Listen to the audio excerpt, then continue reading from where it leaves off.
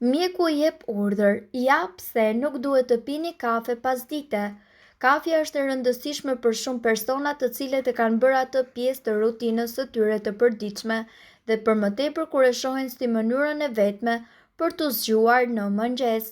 Sipas mjekëve, një person nuk duhet të konsumojë më tepër se 2 kafe në ditë, ndërkohë për disa të tjerë kafja nuk duhet që të konsumohet në orët e pasdites pasi ka një sër efektesh anësore. Për shumë persona, kafja gjithashtu krijon probleme me gjumin gjatë natës. Disa të tjerë, në qoftë se konsumojnë kafe pasdite, ankohen se kanë marrje mendsh ose ndjesinë e të vjellit.